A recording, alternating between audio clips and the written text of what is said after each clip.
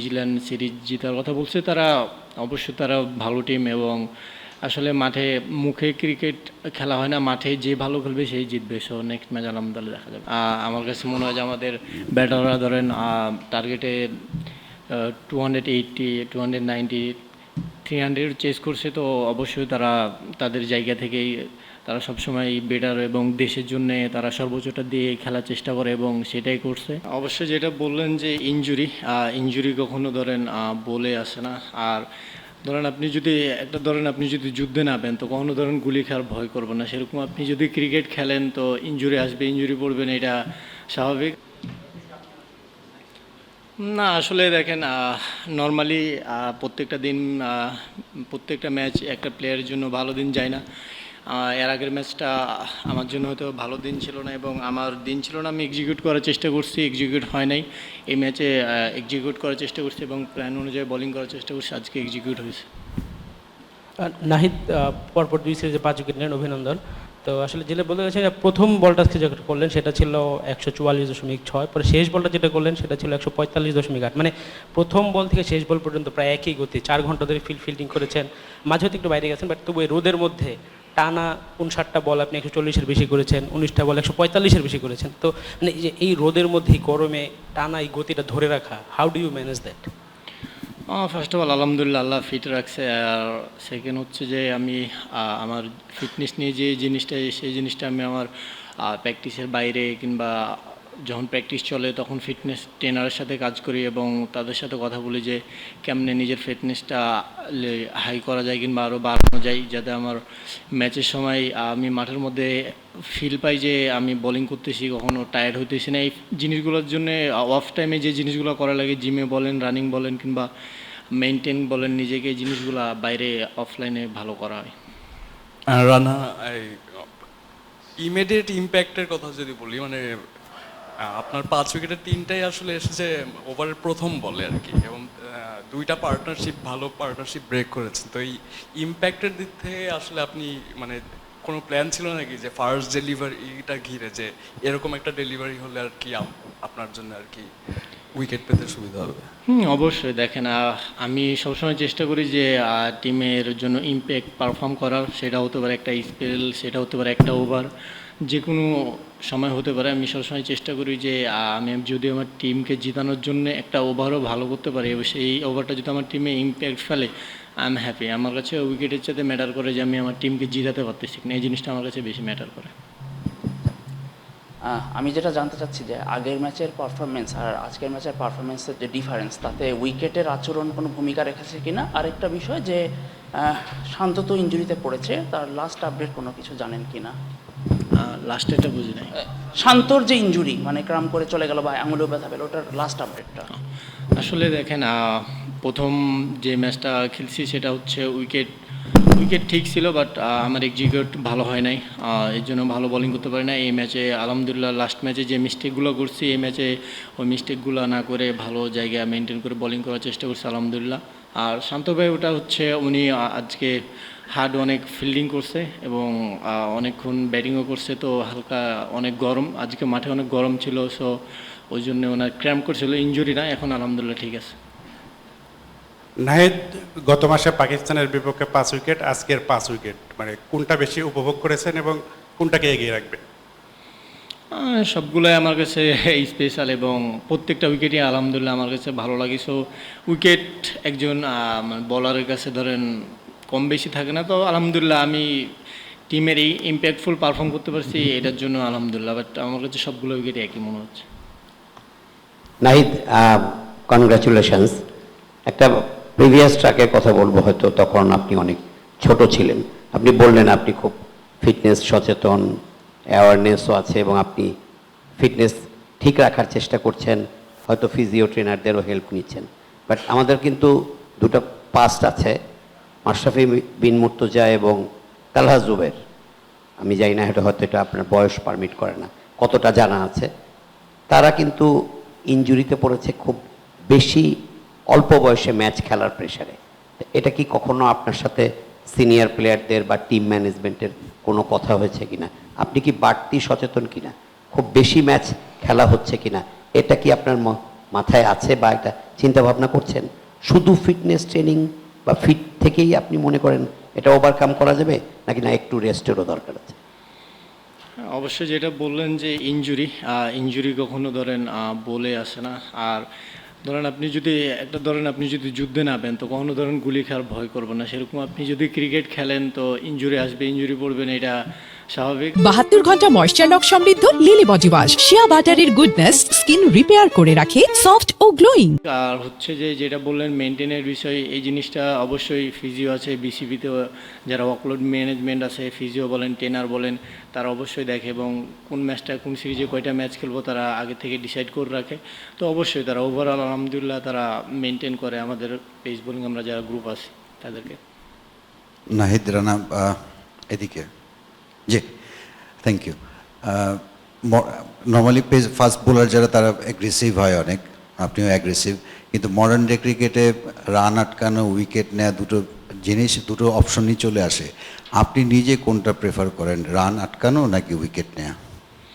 Situation demand আপনার হচ্ছে, যদি মনে হয় যে না রান আটকালে আমার টিমের জন্য ইম্প্যাক্টফুল পারফর্ম হবে কিংবা উইকেট নিলে একটা সিচুয়েশন থাকে যে ধরেন সিচুয়েশনটা কী ডিমান্ড করতেছে, উইকেট নেওয়া না রান আটকানো, ওই সিচুয়েশন হিসাবেই ধরেন আমি মনে করি যে বোলিং করা উচিত। নাহিদ, গতকাল যখন শরীফুল এখানে ছিলেন উনি বলছিলেন যে আগের ম্যাচটাতে আসলে বলাররা যদি আরেকটু ভালো বোলিং করতো তাহলে হয়তো ব্যাটসম্যানদের জন্য আরও সহজ হয়ে যেত, মানে রান কম দেওয়া, যেটা আপনারা আজকের ম্যাচে দেখিয়েছেন। মানে আপনি, তাসকিন ভাই, ইভেন শরীফুল, তিনজনেই ভালো বোলিং করছেন। তো আপনাদের মধ্যে মাঠে তখন মানে কেমন কথা হয় যখন আসলে বোলিং করেন, রান কমিয়ে রাখা বা উইকেট নেওয়ার এই ব্যাপারগুলো কেমন কথা হয় নিজেদের ভিতর? অবশ্যই মাঠে যে যখন ভালো বোলিং করে সেই আমরা যে বাকি দুইজন খেলুক তিনজন খেলুক আমরা ইনফরমেশন দিই যে একটা জায়গা মেনটেন করলে ভালো হচ্ছে, কিংবা যে জিনিসটা একজন ভালো করে সে যে জিনিসটা উইকেটে ভালো হয় সেই জিনিসটা আমরা মেসেজ পাস করি একজন আরেকজনকে। নাহিদ, এই যে এখানে সামনে নর্মালি আপনি শর্ট অফ লেন্থে বল বেশি করেন, আপনার ন্যাচারাল লেন্থ তো এটা। শেষ দিকে আজকে ইয়র্কারও বেশ ভালো করেছেন, লাস্ট উইকেটটা তো ইয়ার্কারে, পরে আরও দুটো খুব ভালো ইয়ার্কার করেছিলেন, অল্পের জন্য উইকেট হয়নি। তো ইয়র্কারটা নিয়ে কতটা কাজ করা হচ্ছে বোলিং কোচের সঙ্গে, তার ইনপুট কতটা? শন্টি নিজেও খুব ভালো ইয়র্কার দিত তার ক্যারিয়ারে, তার ইনপুট কতটা, এবং আপনার মনে হয় যে আর কতদিন পরে একদম ফুল এটা মানে পুরোপুরি রপ্ত করতে পারবেন?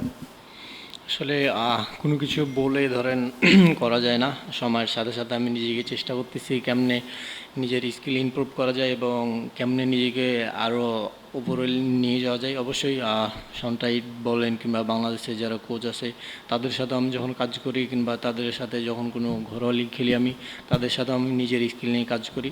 তো আমি চেষ্টা করতেছি আমি নতুন কিছু শেখার এবং ওই জিনিসগুলা প্র্যাকটিসে এক্সিকিউট করে মাঠে প্র্যাকটিসে যদি আমার কাছে ফিল হয় যে না 100% ধরেন মাঠে সে ম্যাচে ডেলিভার করি, তো আলহামদুলিল্লাহ ওভারঅল সব কিছু ভালো যাচ্ছে। শুধু জোরে বোলিং করলেই তো হয় না, ভ্যারিয়েশনও লাগে, মাথার খেলাটাও লাগে। ক্রিকেট তো স্কিলের সাথে মেন্টাল গেম। আপনার মাথার ব্যবহারটা কতটুকু আসলে এখন ডে বাই ডে আসলে আর কতটুকু ইমপ্রুভ হচ্ছে? এখন আসলে সিচুয়েশন বুঝে, ফিল্ড সেট আপ, ব্যাটসম্যান বুঝে বা ক্যাপ্টেনের চাওয়া বুঝে মাথার খেলাটা আসলে কতটুকু খেলতে পারছেন? যখন সাকসেস হন আসলে টিম ম্যানেজমেন্ট বা কোচদের থেকে আসলে কি বার্তা পাচ্ছেন? আসলে আপনি কি স্যাটিসফাইড যে আপনার মাথাটা এখন দারুণভাবে কাজ করছে? আসলে দেখেন অবশ্যই সবসময় ধরেন আমি মনে করি যে ক্রিকেটে ধরেন যে ভালো জায়গা এবং সিচুয়েশন বুঝে বোলিং করবে সেই সাকসেস পাবে। হয়তো আপনি অনেক সময় এক্সিকিউট হবে, অনেক সময় হবে না। এই জিনিসটা আমি সবসময় একটা জিনিসই চেষ্টা করি যে আমি নেক্সট ম্যাচে যে ভুলটা করছি আমি সামনের ম্যাচে সেম ভুলগুলো করব না। আমি চেষ্টা করব যে নেক্সট ম্যাচে যে ভুলগুলো করছি ওই ভুলগুলোতে শিক্ষা নিয়ে আমি সামনের ম্যাচে ভুল যতটা কম করে টিমকে হেল্প করা যায়। নাহিদ, আপনার উদযাপন, উইকেট সেলিব্রেশন একটু জানতে চাইব।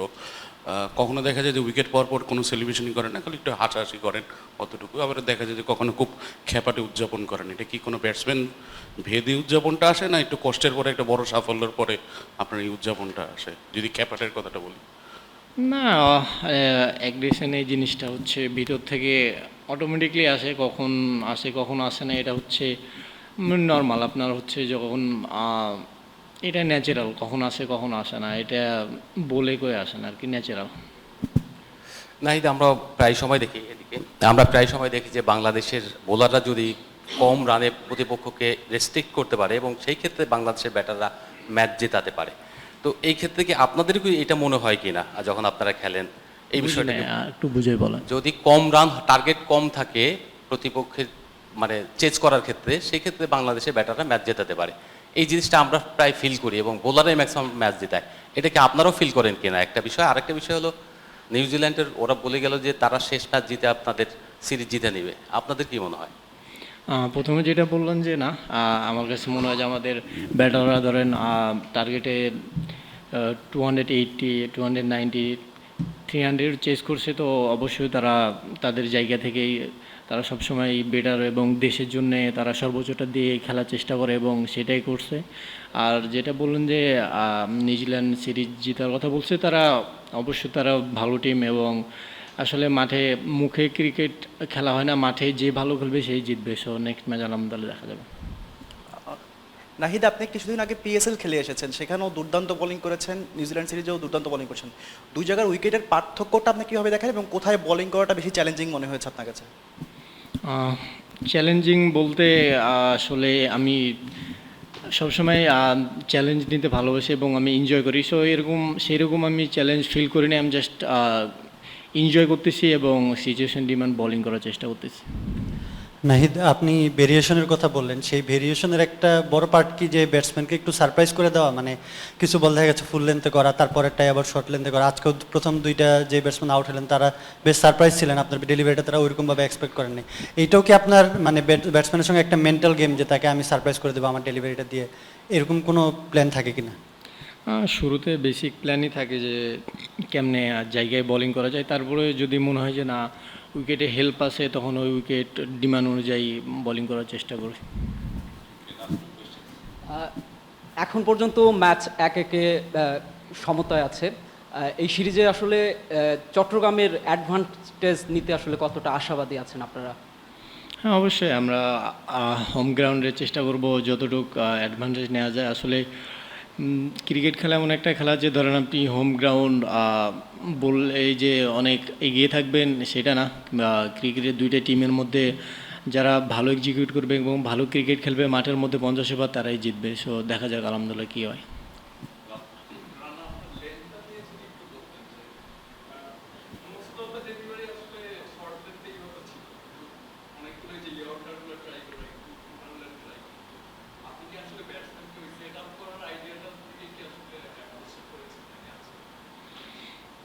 না, আমার কাছে যেটা যখন সিচুয়েশন ডিমান্ড করছে সেটা আমি চেষ্টা করছি। যখন মনে হয়েছে আমার কাছে যে না শর্ট অফ লেন্থে বোলিং করা উচিত আমি তখন সেটা করছি। যখন মনে হয় যে গুড লেন্থে করা উচিত তখন সেটা করছি। যখন মনে হয় যে না আমার কাছে এখন ইয়র্কার প্রয়োজন টিমের এবং আমার টিমের জন্য এখন একটা উইকেট প্রয়োজন, সেই জিনিসটাই করার চেষ্টা করছি। আমি এরকম না যে একটা জায়গাতে বোলিং করছি, যখন যেটা ডিমান্ড সেই অনুযায়ী বোলিং করছি।